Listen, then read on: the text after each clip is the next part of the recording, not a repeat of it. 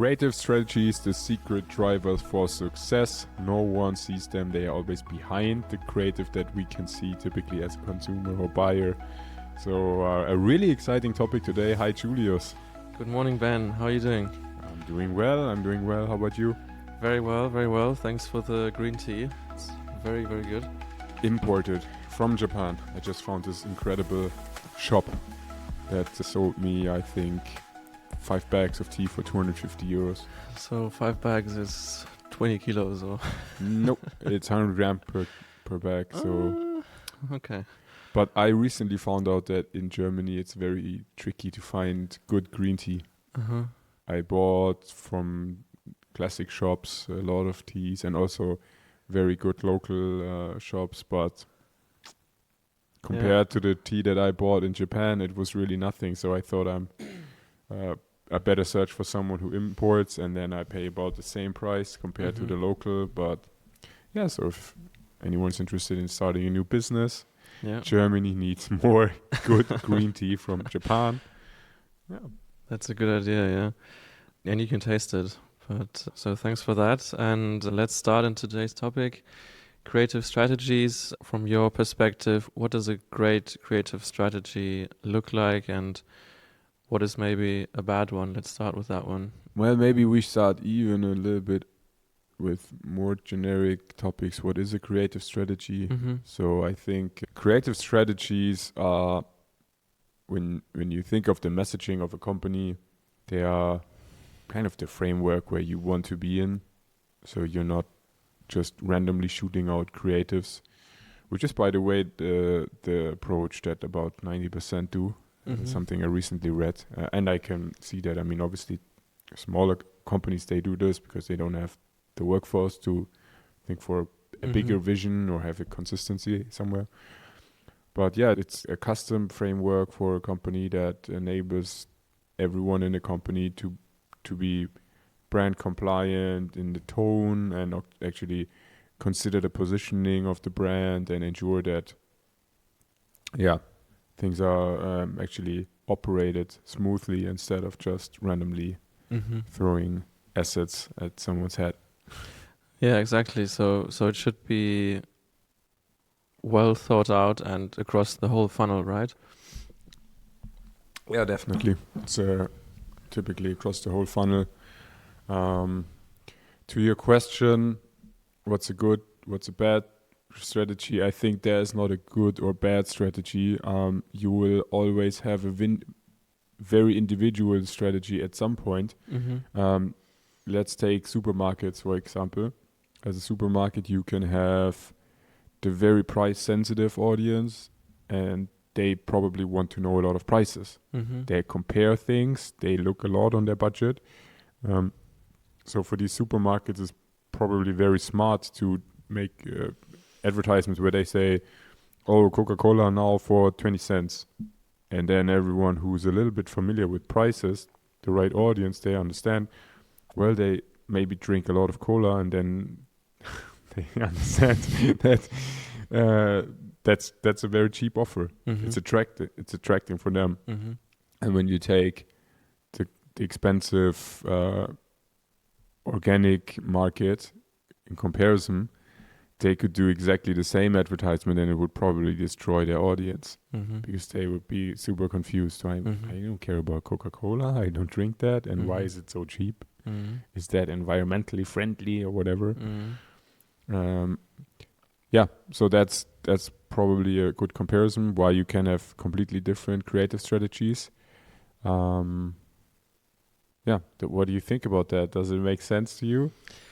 Yeah, definitely. I mean, I think it's a lot about what you can invest in the brand long term. I think you can always give those cheap shots or scream a lot in the lower funnel and say, like you said, in supermarket, I have this promotion, super cheap, get it now, it's gone tomorrow, and it will probably get some sales, but then it'll maybe destroy your brand long term in the example of the organic store you mentioned. So that's something you have to be really careful about, your brand equity, what you've built over the years. So how should one go about setting one up and not behave like the supermarket or the fish market, just screaming. I think that the fish market is a great example, because when we yesterday spoke about this already, and I think having these comparisons about patterns that we can see in the past and patterns that happen again, it's very funny, because at the moment when you look at social media, a lot of companies, they really behave like they are for the first time selling something at the fish market. What do I mean with this? Think of a traditional fish market, maybe 100, 200 years ago, or just take a normal market, doesn't matter. And let's take a tiny village. The whole village got the food from this market. You can see that in the movies as well. And you walked over the market, and every farmer tried to sell their potatoes, tried to sell apples. So there was a lot of actually offering on the market, because there was no internet, there was no supermarket. So everyone had to sell it on the market. Yeah. Kind of comparable to what we see on the web. If you want to have some nice sunglasses, there are hundreds, thousands of farmers with their sunglasses, probably even with the same models, all getting them from China, or some of them do very good job, they design it themselves. But and on the market, everyone shouted, very nice potatoes, super tasty potatoes, very good price, potatoes, very good price. Yeah. Or try my apples for free, and then you buy. Like, all of these patterns, they have been there. It's not something we invented in the web. Yeah. It's classic for competition. And obviously some of them, they focus on pricing, others focus on, but in the first place they want to be heard. That's why they shouted.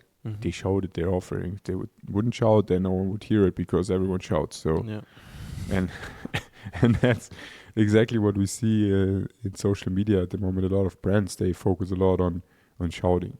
Like, they develop incredible good hooks, very creative, to catch the attention of someone. And that's obviously very tricky. So if you consider that on average we watch about 400 reels a day, or 500. If you want to remember one of them, you have to find a way to at first attract someone, stop them from scrolling, watch the advertisement, and after watching the advertisement, remember something. So you want to get information in someone's head, and it should be the right information. And back to your question, how can you develop this? You should start with your positioning. So if you want to position as a premium service provider or as a premium software provider, it's probably not the best idea to come up with silly hooks where you just try to catch the attention, and then afterwards there's not much coming. So you should focus on assets that mirror your understanding of quality. If you have a very poor UGC content creation that looks absolutely not good, then it's also very likely that, this will not resonate with your positioning. And I think that this is probably for a lot of tiny companies, and I'm speaking about companies of probably 100 employees or less. This is a very big driver for value creation, to understand their positioning. Yes, that makes sense. But how does a company avoid screaming, or how do they still grab the attention when you get back to the example when everyone else is screaming? It should be a mix. So it always depends on how much differentiation you have in your product. If let's take the iPhone. The iPhone has not much competition at the moment. You have a Samsung, and I don't even know other brands at the moment. But Pixel, Google is doing well. Pixel, Google. But Apple is an ecosystem, and Apple is actually the only real premium brand on the market. So if you want to have a premium smartphone, you will get an iPhone. So looking at their positioning, they don't really have a lot of competition within this segment. And now I'm only speaking about the iPhone. I'm not speaking about headphones or anything else.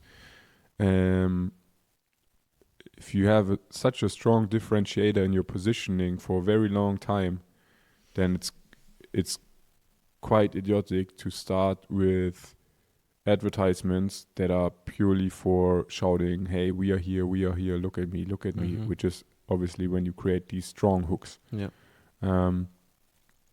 Not saying that you shouldn't catch the attention. But catching the attention, no matter what it costs. So you shouldn't have maybe some close to erotic models showing the iPhones to catch the attention of the man, and then maybe I don't know, having some silly stuff going on in the video to attract actually also other audience. I mean, these are the classic things you can do, but for Apple it doesn't resonate with their brand. Yeah, so it should be more refined, more held back, and I guess confident in their positioning, that they have this position and they own it. And yeah, 100%. I mean, there are other ways also how you can catch the attention. I think Nike is brilliant in the way they do it, because they know that a lot of athletes are well known and have a lot of fans. So when you first see your favorite athlete, let's say Messi or whoever, Rafael Nadal, I don't know if they work with Nike, but you see an advertising, you really have quite a good amount of respect for what someone is doing in their career. So you don't need to punch an idiotic hook into someone's face. But obviously that costs a lot more. So having Rafael Nadal on the video, it's probably easier to have a silly hook. So yeah. Do you have a good B2B brand in mind that does this well across the whole funnel? I think in B2B you can look at actually the pioneers of software from the US a lot. They recognized quite early that positioning is crucial, communicating that positioning. Also, when you look at the advertisements of those, you can take Salesforce, you can take HubSpot. I'm not saying they are doing a brilliant job at the moment. I think some of these strategies, once you are positioned well, you have to go into probably, for most companies, different phases that are not so common for a lot of. I mean, when you have a global top brand, at some point, you maybe want to influence the way how people think about the brand. They already know the brand, but now you want to shape it to specific needs. Let's take Salesforce. They will probably tell you now that they are the best AI company in the world, because they know that this is the biggest threat for them. So they want to change your vision on what they actually are. Very, very difficult. So I wouldn't recommend anyone listening to this podcast to just go and check Salesforce on what they are promoting at the moment, because they have other challenges. But looking at the playbook over the last years, they played it very, very well. So they had an extremely strong demand gen strategy 20 years ago already, rolled it out very consistently, pushed offline and online. So they were not purely focusing on specific channels. Very good full funnel approach. And what they also did is they positioned themselves always and very, very good in the upper funnel. And you can see this for most of the successful big brands, that they are not relying on lower funnel. Lower funnel will sooner or later kill you if you rely on that. And can you just explain one more sentence? Why? Well, the result is always very easy to measure. When you think of a creative strategy, let's say we have a new client approaching us and they have a go-to-market for a specific product. They are not on the market yet. They are not known yet. It's actually blank piece of paper, nothing on it. Yeah. And the way how you can really benchmark a creative strategy, obviously you can benchmark it when you are familiar with how it looks, how it should look, also what makes sense, what resonates to the audience, how big is the audience, is this really existing? Some clients, they already approached us with personas. When we looked at them, we thought, okay, and we don't think these are really existing in that market size. So making sure that you really follow the value proposition canvas, ensuring that the personas are existing, that the market is existing, having the audience, pain mapping actually, so understanding what are the pains that you solve, and understanding positioning. And when you follow all of these playbooks, then you probably have a good idea of the strategy that you can roll out.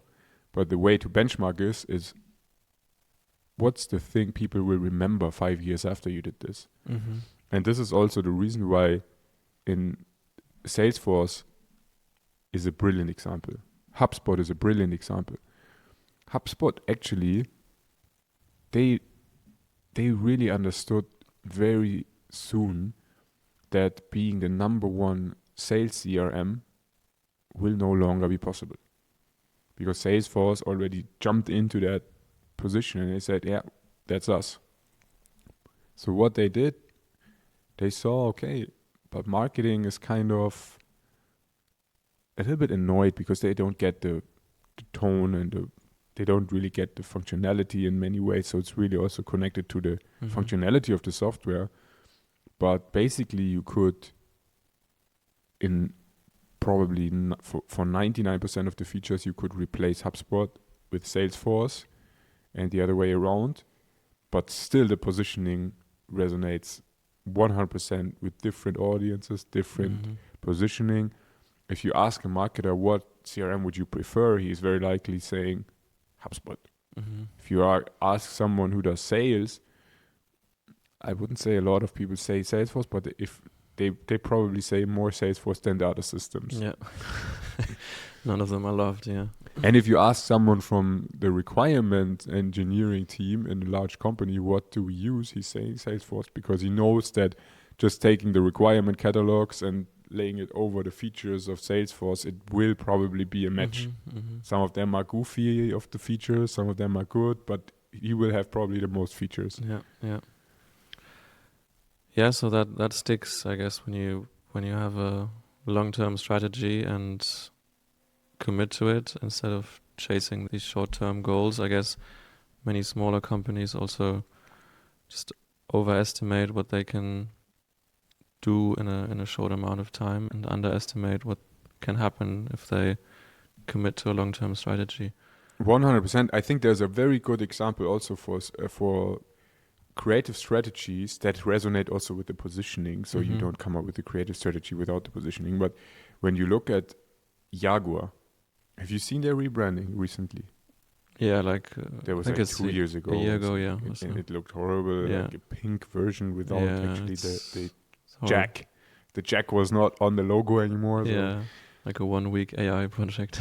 Yeah, and I think this is really interesting because they threw away all the positioning they built.